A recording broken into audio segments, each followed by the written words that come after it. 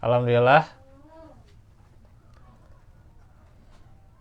binikmatihi tatimmus sholihat wa binikmatihil islam wal iman. Asyhadu an la ilaha illallah wahdahu la syarikalah wa asyhadu anna muhammadan abduhu wa rasuluh alladzi la nabiyya ba'dah. Qala Allahu ta'ala inna fi dzalika ladzikra liman kana lahu qalbun aw alqa sam'a wa huwa syahid. Al-ayah.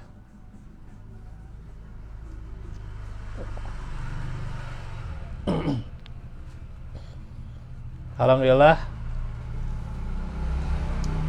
segala puji bagi Allah yang kembali memberikan kepada kita kesempatan hari ini, di waktu ini kita bermuajahah di dalam majelis ilmu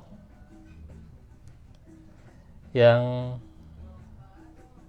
kita setelah beberapa hari baru kemarin ya untuk libur. Nah, sekarang kita melanjutkan kembali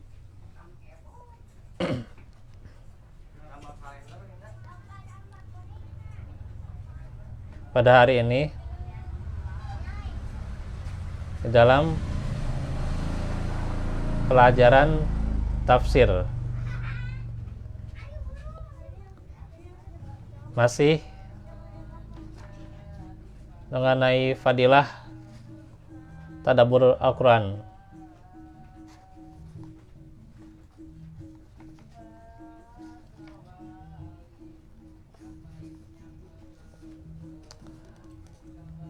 Silakan dibuka surah Qaf ayat 37 ya. Surah ke-50.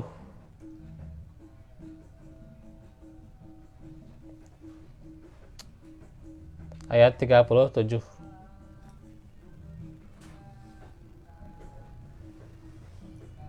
Ini akan jadi pokok bahasan kita.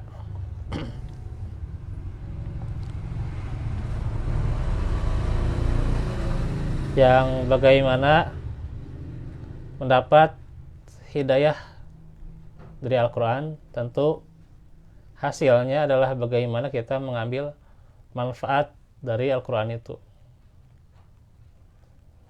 Karenanya bagaimana seorang mukmin harus mempersiapkan hatinya dan pendengarannya agar bisa mengambil manfaat dari Al-Quran. Allah Ta'ala firman, inna fi dzalika ladzikra liman kana lahu qalbun aw alqa sam'a wa huwa syahid. Yarhamkallah. Sesungguhnya pada yang demikian itu benar-benar terdapat peringatan bagi orang-orang yang mempunyai hati atau menggunakan pendengarannya sedang ia menyaksikan. Jadi bagaimana Al-Quran itu disebut adzikr, peringatan, yaitu bagi siapa? Bagi orang-orang yang benar-benar fokus ya. Fokus,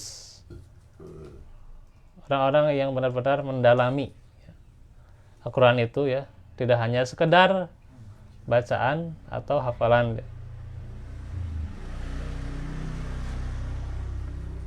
Dan hatinya tidak lalai. Karenanya dia harus mengarahkan hati pendengarannya ya, serta menyaksikan ya. Yang pasti senantiasa akan berbeda ya. Bagaimana seseorang itu bisa mendapatkan manfaat dari Al-Quran ya. Ya, ceritanya bagaimana si A itu ya bisa mendapatkan dari yang dijelaskan dalam suatu ayat berbeda dengan si B itu ya. Pasti berbeda. Penafsirannya besok beda-beda gitu. Ya terkadang kayak gitu, penafsiran berbeda, tapi pasti Ngarahnya ke situ juga. ya ngarahnya ke situ, ke Al-Quran. Kalau dia sesuai dengan Al-Quran, sesuai dengan Sunnah gitu. Nah, itu. Nanti kan ada tafsir Kan itu besok ada artinya itu beda lagi ya. itu mah terjemah. Arti mah. Kalau arti yang dia kita mah ya terjemah itu mah. Wah, ini gitu di sebelah sini kan. Iya. Al-Quran itu yang Karena kan kalau secara apa secara dalam dimaknai Al-Quran itu ya berat sebenarnya gitu. Tapi kalau diterjemahkan ya bisa itu ya, dialihkan bahasanya maksudnya gitu, dialihkan dari ya bahasa Arab ke bahasa Indonesia ya bisa gitu. Kan judulnya juga dialihkan bahasa ya gitu. Gitu. Karena kalau memaknai secara dalam itu berat ya.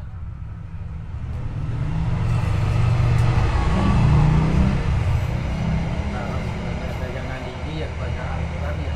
Iya.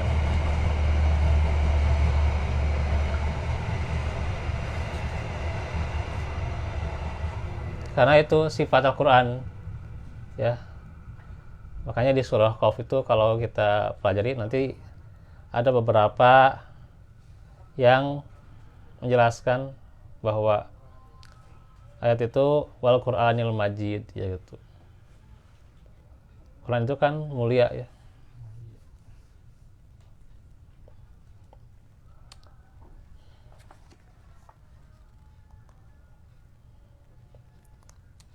Nah ini benar-benar perkataan yang indah dari Allah ya.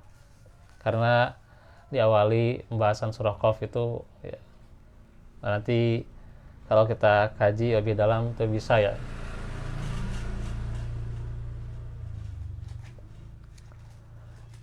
Insya Allah. Karena sesungguhnya perumpamaan ya atau bagaimana kesempurnaan pengaruh atau bagaimana seorang mendapatkan pengaruh dari Al-Quran ya itu tergantung kepada 4 perkara. Memberikan pengaruh benar-benar kepada yang mendengarkan ilmu ini gitu ya. Yang pasti ya selain standarnya ya standar keilmuan lah minimal. Nah udah. Nah itu ya. Jadi contoh majelis ilmu ya. Tergantung siapa yang memberi pengaruhnya itu ya gitu. Kata kepala sekolah itu ya. Ini mah mengambil saya mengutip ya. Salah satunya murid mah tergantung guruna atau gitu ya gitu. Lah gitu. Ya. Murid mah tergantung guruna. Budak mah tergantung orang tua nak tak gitu. Ya gitu. Iya, balik lagi ke situ. Ketika misalnya si anak ya dirinya suka taat kepada orang tua ya berarti alhamdulillah orang tuanya sudah mendidik dengan baik. Atau misalnya membantu kepada orang tua berarti ya ada peran dari orang tua di situ ya gitu. Tapi kalau cuman dibiarkan hanya tidak dididik oleh orang tuanya gitu ya, bahasa namanya ngalir ya gitu ya, mengalir saja gitu. Akhirnya ngalir ngidul si budaknya ke mana gitu ya gitu. Bahkan ya pada orang tuanya sendiri ya melawan gitu ya gitu. Itu udah kurang pendidikan dari orang tuanya. Ya sekarang kan ada parenting ya gitu, ada yang tuh ya, cuman ya parenting juga kadang-kadang ada orang tua yang kadang ya ribet lah gitu. Gitu ya, dari bahasanya itu tinggi lah gitu kan, bahasanya tinggi kan, lewat mempelajari psikologis anak tuh ya, pelajari bagaimana sosial tinggi gitu kan gitu. Lawannya keras guna.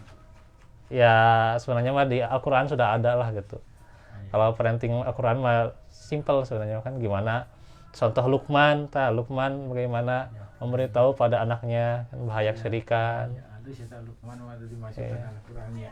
Itu kan ada caranya di situ ya. Tapi bukan Lukman, Nabi kan Lukman kan? iya Lukman, cuma orang soleh itu. Orang soleh. Heeh. Ya bunaya. Iya. Contohnya kan ada Lukman, ya. 14. Itu kan simple sebenarnya mah kalau contoh seorang ayah tuh ya. Contoh seorang ibu banyak ya, kalau dari Maryam. para ulama ya. Ya. Ibu ya contohnya ya Maryam itu bisa. Contoh seorang ibu itu juga dalam Al-Quran mah ada ya. Para ulama juga tuh ya, diantaranya juga Imam Bukhari itu dari ibunya juga tuh ya. Bisa soleh itu juga. Terus Abu Hurairah itu juga dari ibunya juga ya. Walaupun sebelumnya emang Abu Hurairah yang masuk Islam duluan. Gitu. Tapi kesananya bisa didukung oleh ibunya gitu ya. Secara bertahap. Ya Abu Hurairah. Jadi simpel sebenarnya Pak ya. Emang kesininya emang berat ya. Apalagi kalau mempelajarinya secara ya detail apa dulu. Kalau detailnya secara Al-Quran mah insya Allah lebih mudah lah gitu. Nah, nggak gampang ya gitu. Nah itulah kembali kepada orang tuanya ya kan, di hadisnya juga fa abawahu ya gitu ya. Terus juga kembali lagi pada, nah dah, jadi kembali lagi pada gurunya. Nah kalau gurunya sudah mengajarkan dengan metode yang tepat, berusaha tuh ya, dengan kelembutan pula tentunya, tidak kalah juga dengan kebijaksanaan dalam mengajarkan muridnya ya, insya Allah gitu ya. Saya ada beberapa yang saya tuh ngajar di privat itu, di Turki itu ada yang lama tuh ya, bahkan sampai mau 6 tahun tuh. Itu keberhasilan ibunya juga itu ya, yang itu sangat mendorong sekali gitu ya. Terus juga desanya juga nggak terlalu inilah gitu apa, untuk walaupun belum bisa itu ya, tapi saya nggak terlalu memarahi, nggak terlalu mengomongi gimana lah gitu, nggak terlalu komentar terhadap anaknya gitu ya gitu. Ya alhamdulillah anaknya masih betah gitu ya gitu. Ya semoga terus ya gitu. Nah itu karena juga salah satunya yang Allah izinkan melalui salah satu metodenya ya kelembutan. Jadi guru mah benar-benar ya, kalau sedikit mengomentari budak ya, mengomentari anak ya gitu, kadang bukan hanya anaknya yang komentar, ibunya juga ikut komentar anaknya gitu kan. Jadi ngaji, nah itu juga tanggung jawab pada orang tuanya gitu. Tanggung jawab pada orang tuanya, bukan pada gurunya kalau itu mah ya gitu. Karena yang lebih membiarkan untuk lebih bermain kan, ya orang tuanya, bukan gurunya. Gurunya kan bisa hanya mengajarkan, kemudian mengarahkan juga kan gitu. Itu gurunya hanya sekedar itu ya gitu. Kita kembali lagi pada orang tuanya itu.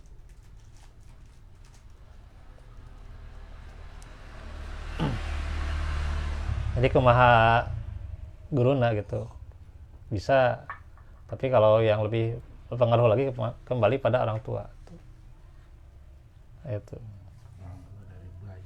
Iya.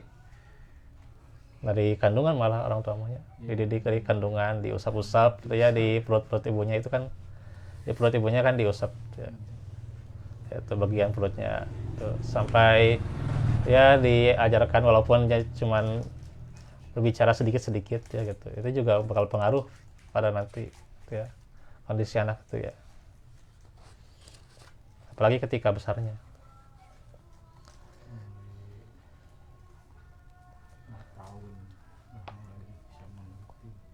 Terus majelis ilmu juga tergantung juga tempatnya ya, ya bisa di rumah gitu ya, atau di masjid juga itu lebih mulia juga. Di rumah juga mulia ya, karena rumah yang dibacakan Al-Quran tentu akan barokah ya gitu. Kalau rumah itu tidak dibacakan Al-Quran berarti fahuwa abtar ya gitu, terputus barokahnya gitu. Ya. Di masjid atau apalagi itu mah ya tempatnya barokah, karenanya tidak boleh kan menerima ilmu itu ya di tempat yang kotor ya gitu. Tidak mungkin seorang ya di WC atau misalnya di hutan, di pasar kan Tapi gitu. kalau di WC itu kalau baca bismillah bisa kan? Kalau di WC baca bismillah. Kalau wudhu ya, kalau wudhu mah ada ini. Pintu WC gitu. Oh, kalau buka pintu mah nggak apa-apa. Tapi kalau di dalam WC-nya itu jangan. Ya, kalau di dalam WC-nya mah dalam hati aja. Jangan dalam lisan. Kalau di dalam WC mah Kalau mau masuk ya. ya, kalau mau masuk buka pintu mah ya itu mah silakan aja. Kan itu masih di luar.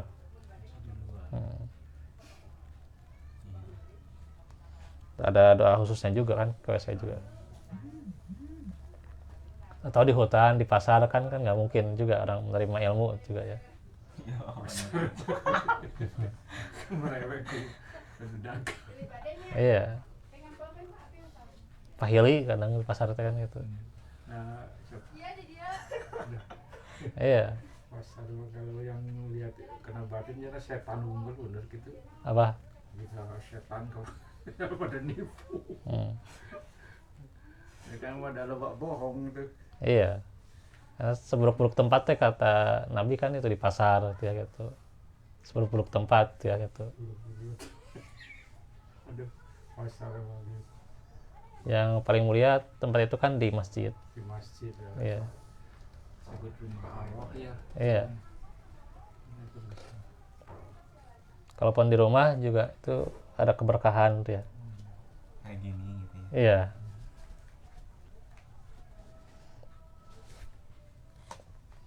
Nah itu tempat penerima pengaruhnya ya.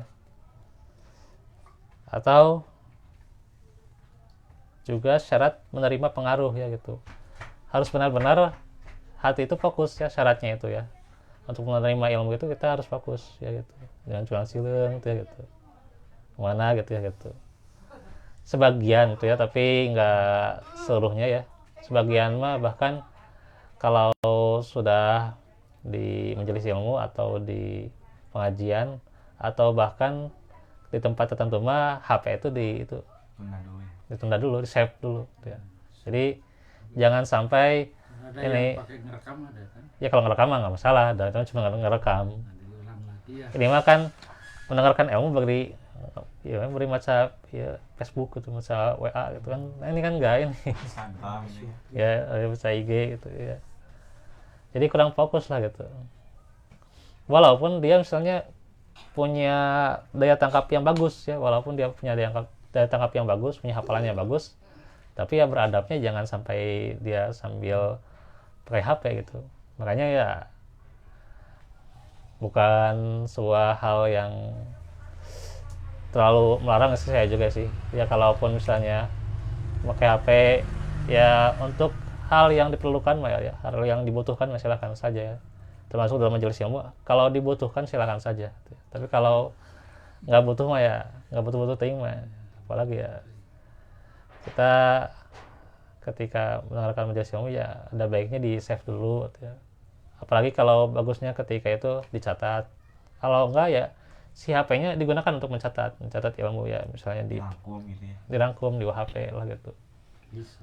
ya untuk mencatat ilmu ya gitu. Kalau malas pakai pulpen mah gitu, atau nggak ada pulpen, habis pulpennya gitu, Pensil. catat teh gitu ya, catat teh gitu ilmu teh kan. Itu kayak dulu film bil kitabah teh gitu Ya, HP kan bisa disakuan, bisa dibawa kemana-mana. ya. Ya kalau masalahnya kan kalau catatan di kertas kadang hilang kemana gitu kan, disimpan di mana gitu ya, kemana nyari lagi susah gitu ya. Apa yang jelas Kalau di HP mah kan udah ada langsung gitu. tinggal buka ke Iya, tinggal buka asal memorinya nggak penuh gitu.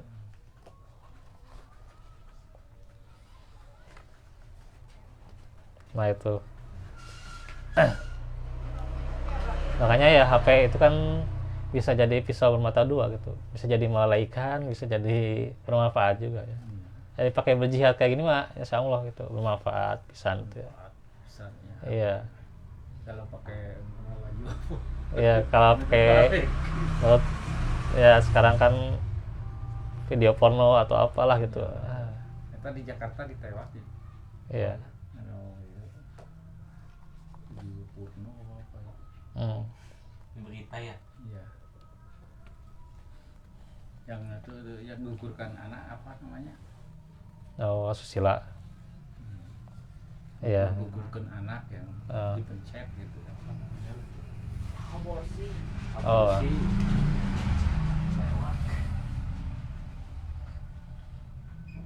Dan mentak ini emang HPT bisa pengaruhnya besar tuh buat orang itu.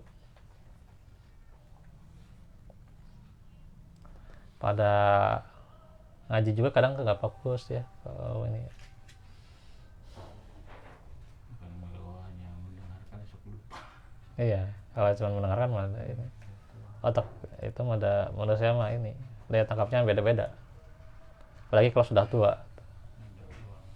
Iya, sepintar-pintarnya orang juga pasti kan lupa. Ada nanti saatnya gitu.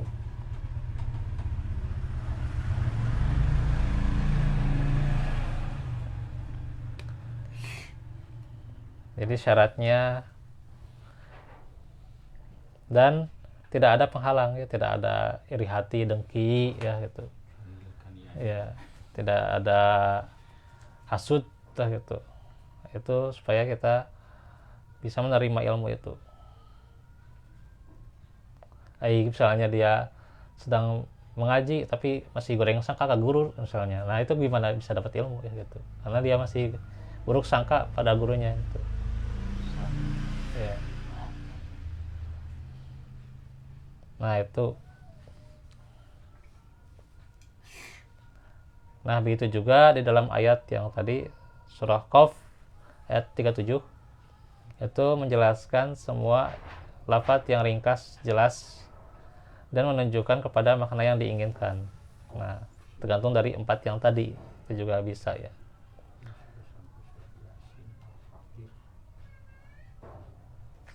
Firman Allah, sesungguhnya ya, yang demikian itu inna fi dzalika ladikra liman kana lahu qalbun. Nah, sampai ya dikra dulu.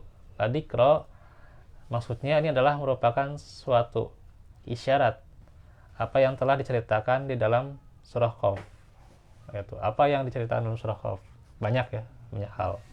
Dari Al-Qur'an Allah menjelaskan Qaf Al-Qur'anil Majid bal ajibu anjahum mundirum minhum dan seterusnya gitu ya tentang Al-Qur'an.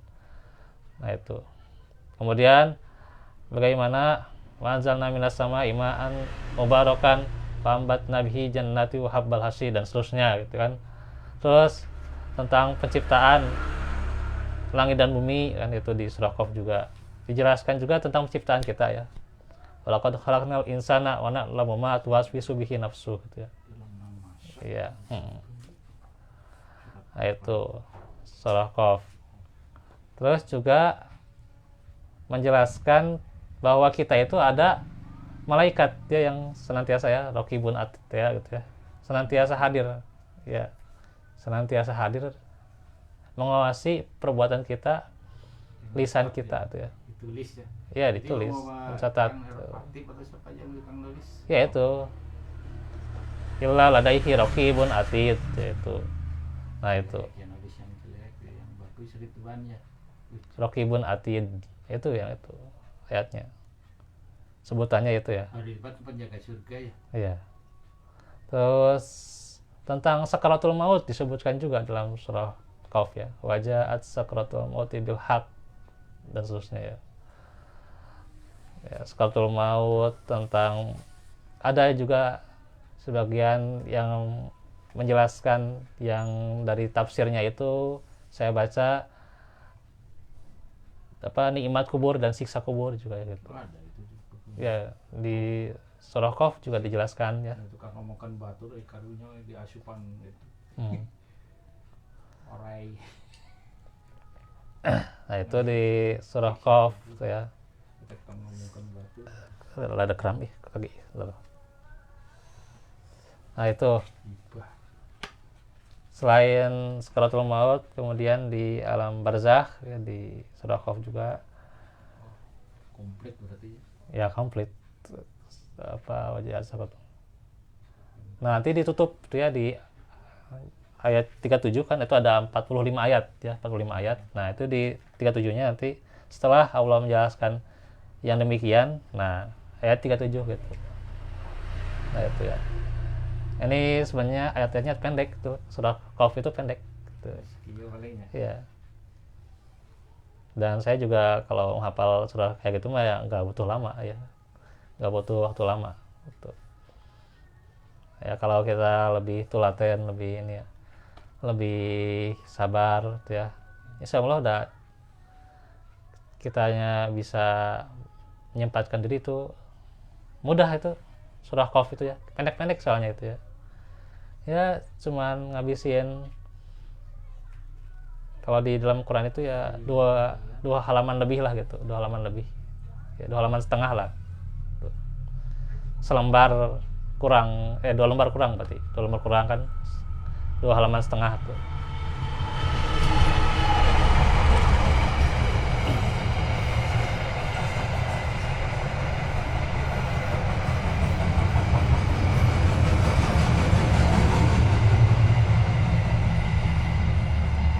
Jadi gampang kalau menghafal Quran itu sebenarnya mah, asal kembali lagi pada kita ternyata ya, kitanya mau nggak tuh menghafal Quran ya, gitu. Kitanya mau nggak belajar Quran, kembali lagi pada kita Ini hati gitu ya. ya, niat kita, kesungguhan kita itu. Insya Allah udah, apalagi kan surat-surat yang pendek itu kan, surah Qaf itu ya termasuk Sedangnya. ya kalau bahasa kita mah sedang. Ya jeung Bayinah panjang banget. Panjang kopi. Yang Qaf itu Al-Bayyinah cuman berapa ini, cuman 16 ya. setengah halaman. Al-Bayyinah mah setengah halaman lebih gitu. Qaf mah 2 halaman setengah. Ya, besar bagian Yasin. Yasin 8 Yasin mah justru berapa lembar Yasin, ada 3 lembar lebih Yasin mah. lembar ya. 1 sampai 83 gitu. Iya. 3. Nah, Yasin mah kadang sering dibaca juga tuh ya, kalau orang Yasinan sering dibaca pasti hafal gitu. Nah, paling bisa lari harus nyambung. Iya. Ya, kadang-kadang kalau ada yang baca nyambung gitu. Nah, Yasin. ya kadang ya kalau kita mah nggak Yasinan ya, karena udah tahu lah.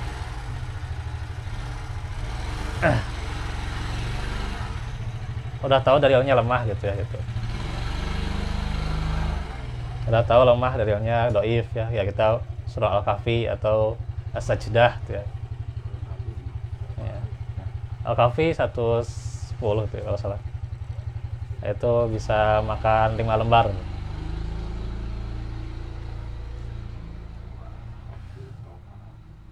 Nah, itu.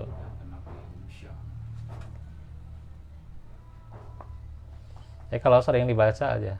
Minimal kalau kita punya ingatan yang kuat, sering dibaca sehari 3 juz saja. Nah, itu bisa cepat hafalan tuh.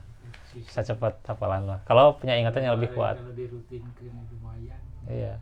Ya kalau minimal ya nggak sanggup banget sehari 3 juz. Sehari sejuz lah gitu. Sehari sejuz. Cuman 10 lembar gitu. 10 lembar bagi weh gitu. 8 setengahnya. 10 lembar. 10 lembar kan itu. Bagi weh itu pada subuh 2, pada duhur 2, pada asar 2. masing-masing pada sholatnya 2, jadi kan 10 lembar, 2 kali 5 kan. Nah itu iya, bisa tuh sebulan bisa hatam tuh. Iya. Tahu. Dapat jus. Iya. Kalau lebih ingin cepat hafal mah ya minimal kalau lebih cepat si daya tangkap kita itu 3 juz sehari itu kalau bisa tuh. Kalau bisa ya gitu. Kadang kan kesibukan, kadang pekerjaan atau sekolah kan banyak tugas ya gitu. Ya minimal 1 juz juga ada bisa lah gitu.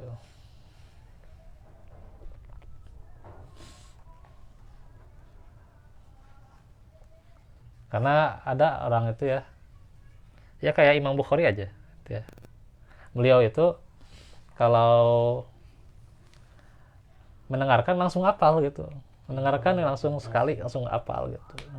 Oh. Tapi saya itu di zaman Kanjeng Nabi itu Ya enggak. 200 tahun ya. Iya. Saya kira murid nah. Luar biasa Imam Bukhari itu. Jadi beliau mah nggak usah nulis, nggak usah nyatet gitu ya. Bisa hafal langsung gitu. Nah, di orang mah boro-boro gitu. Ngapal saeutik kadang susah gitu ya. Berat lah gitu. Si Ali ya pinternya. Ya Imam ya sahabat Ali itu ya. Sahabat Ali radhiyallahu anhu.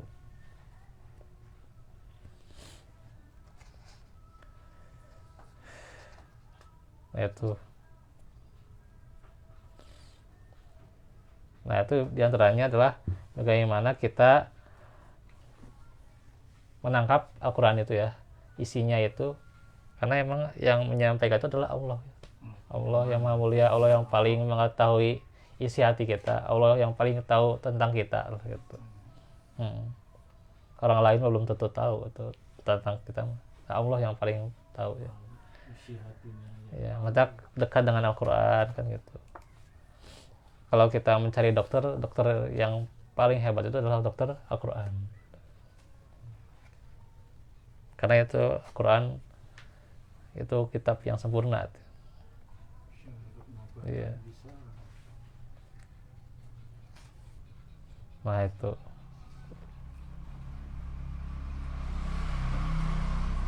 Nah terus juga dimankan lahu qalbun, ya.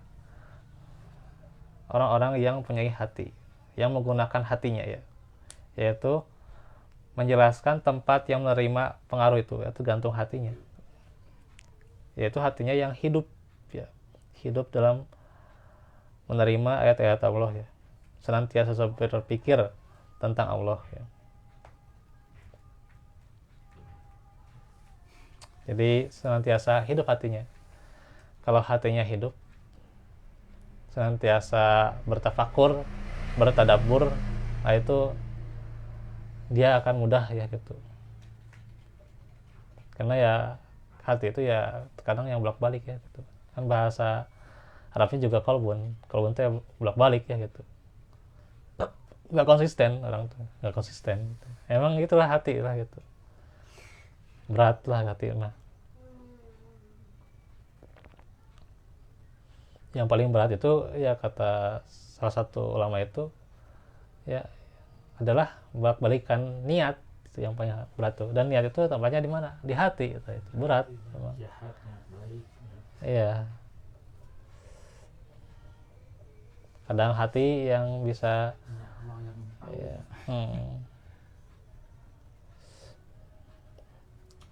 yaitu berarti bagaimana kita membersihkan hati kita. Nah, itu dengan Al-Quran kita bersihkan hati kan. Kita mengetahui kejelekan dari sifat dengki, kejelekan dari sifat hasad itu ya, yaitu ya kembali lagi kepada hatinya.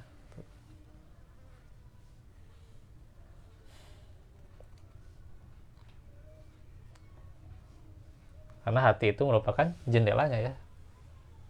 Nah, bagaimana kalau jendelanya kotor ya nggak akan bisa.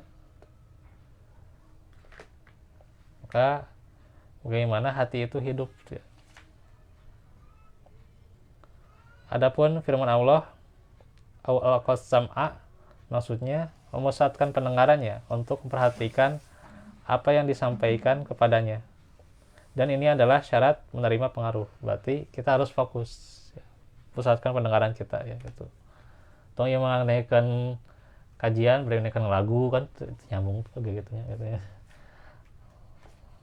Oh ya ke lagu-lagu ke pengajian terus konsisten ke lagu pengajian terus out tuh kumaha gitu. Nah itu jadi lalai gitu. Atau misalnya sudah fokus ke sinetron, nah kadang sinetron malah lebih ramai daripada ngaji kan, sinetron malah lebih ramai gitu kan gitu. Kan hiji sinetron mah perebut salaki gitu. Mau jauh di Indonesia mah gitu. Ya. Mau jauh di Indonesia mah pasti perebut salaki gitu ya, sinetron mah. Ya. Beda jeung sinetron barat, sinetron sinetron Cina, bahkan film horor lagi gitu-gitu kayaknya Indonesia mah aya ieu. Taya kreatif pisan lah Indonesia mah. Kayak sama domleng kemana? Ya udah anggar we ditonton gitu sinetron Indonesia teh. Ya jika nu tontonannya gitu si ibu teh gitu. Ya cuma sinetron nah kalau yang baru mendidik aya kan model Ajiwa TV kan mendidik kita Iya. sinetron. Ya udah aya nama gimana tuh Pak? Ongko film religi tapi anggar we eta berkholwat nya. Inspira teh Iya. belajar ngaji ya. Terus. Ya yang penting mah ya kita mah cari tontonan yang mengaji ya. Ada yang nama film-film religi tapi anggar we berkholwat duaan eta teh. Inspira bagus. Sidodisa. Ya. Jadi matak bermasalah kalau orang yang senantiasa itu nonton sinetron. Nah, salah ada sekali nonton ada satu ya. Cuma kebiasaan sih. Ya.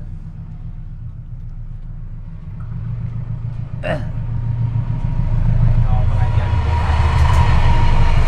kalau film ini yang 2 jam.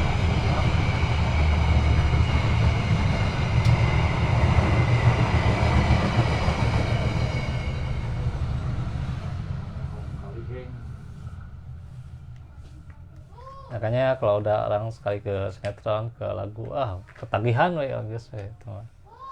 Lalai ya dari ngaji teh. Ya kadang ngaji mah, kadang salat mah kan gitu kan gitu. Kadang ya rame keneh lah gitu. Kadang hiburan gitu kan. Ya. Bola we langsung, kadang ya salat mah kayak rame keneh Persib ya gitu. Persib menang elek kemarin. Ono seri Lumayan namu ya.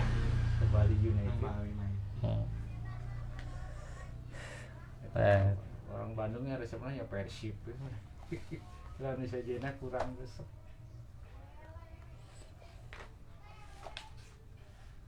Nah kembali itulah fitnah dunia itu ya, berat dunia teh. Kadang membuat kita lalai gitu ya. Kadang ada sisi bermanfaatnya ya jadi tubuh kuat kan olahraga tuh ya. Ya, ya minimal olahraga ringan lah gitu. Kaki paling saya. Jalan kaki itu bagus jalan kaki teh. Ya kemarin ke masa bolak-balik. Jantung teh sehat jalan kakinya Pak. Orang yang jalan kaki jantungnya sehat bagus tuh. Ya, lelaki mah dari bere pantau pantaunya dibuka di samping eta itu terus kok di balik dulu. Ya, pas minggu. Ngasri iya. Oh di sini. iya. Ini akan ceramahnya hari Minggu subuh jam 5 sampai jam 6 setiap Oh, 1 jam ya. Iya. Beli ngopi Nah, kalau di Keroya mah ini Pak. Jalan kaki, saya juga nyontoh gitu ya beberapa ini ya. Itu langkah jalan kaki ya 15 menit. 15 menit tuh enakan malah jalan kaki itu ya. Setengah jam tuh bahkan lebih enak lah jantung tuh. Ya. Nah kadang ada orang teh kadang ngerasa capek kumaha jalan teh sekarang teh gitu ya. Capeknya nyai suku gitulah gitu. Bisa cedera kata kumaha gitu. Iya segede-gedenya. Iya. Kalau olahraga kemana? Olahraga Waktu itu paling para saat ya. Iya. Jalan kaki. Ya, jalan kaki minimal tah olahraga teh. Setengah jam we. itu jantung sehat banget tuh. Yang suka jalan kaki itu mereka terhindar dari stroke ya, stroke atau apa itu ya. Beda ya, olahraga berat mah kayak bola kan kadang itu mah kan saya juga cedera gitu mah gitu nggak di tackling. ya, kadang nggak di tackling juga jatuh sendiri cedera gitu kan mah gitu. Keras gitu nih. Atau kadang cepet teuing gitu ya cedera ya langsung gitu kan. Ya minimal ringan mah jalan kaki lah gitu. Tergantung kemampuannya ya itu mah. Tergantung kemampuan, tergantung juga kemauan juga gitu ya. Ya terkadang hobi juga itu. Apapun dari kegiatan kita ya jangan sampai melalaikan dari Al-Quran. Jangan sampai melalaikan dari sholat, pekerjaan juga gitu ya. Ya. Dulu waktu di lapangan gitu, blokat aspal, kumbah dulu ya, ada kemana ada sholat gitu. Lila-lila tadi ya lila nggak baca punya tangan suci lah. Nah itu. Baru istirahat gitu. Panas terik. Jadi harus fokus ya dalam belajar Al-Quran juga harus fokus. Ada yang memang dia juga belajarnya lama tapi ya nggak lancar-lancar ada. Tapi ya yang terpenting mah sudah ada upaya niatnya, sudah sungguh-sungguh ya, gitu. Adapun ya metode kan kadang juga ada yang bisa mengikuti metode, ada yang enggak juga ya. Tergantung itu juga. Ya kembali lagi kepada kesungguhan kita. Tapi kalau sudah sungguh-sungguh nggak lancar-lancar juga, insya Allah Allah memberikan ganjaran. Itu yang paling pentingnya. Yang paling dipertanyakan adalah orang yang nggak mau belajar ternyata. Itu. Nah nggak mau belajar itu kan banyak sekarang mah. Itunya sekarang fasilitas belajar itu kan banyak. Ya, kalau zaman saya dulu kecil, SD ngaji, belum bawa obor, pencor, awit dari minyak itu lama, jauh, ngaji, kampung. Jadi pusatkan pendengaran kita ya. Bahwa syahid, sedangkan ia menyaksikan, jadi tidak lalai gitu ya. Nah itu ya.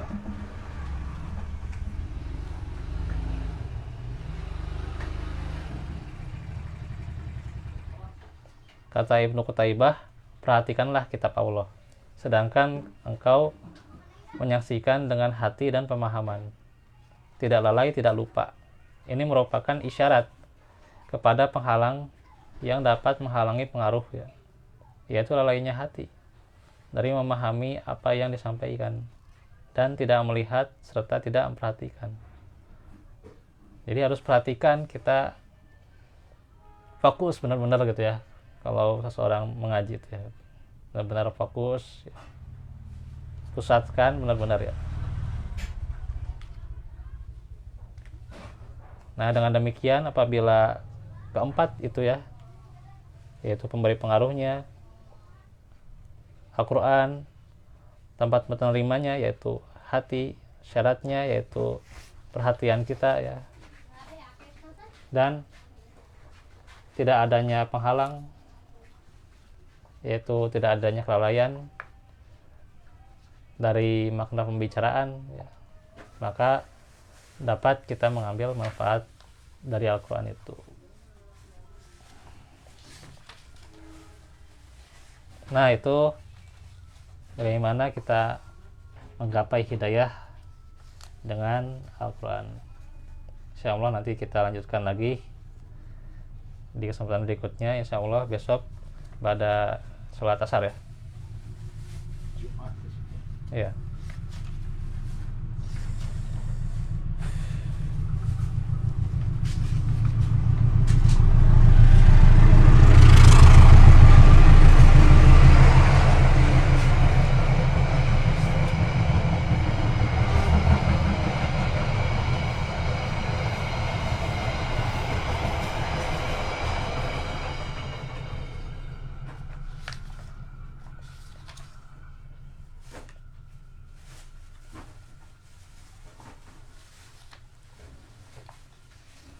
Baik, ada yang mau didiskusikan dulu?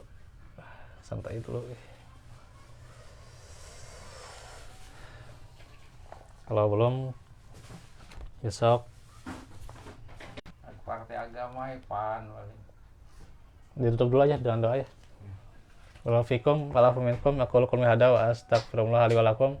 Wassalamualaikum warahmatullahi wabarakatuh. Waalaikumsalam.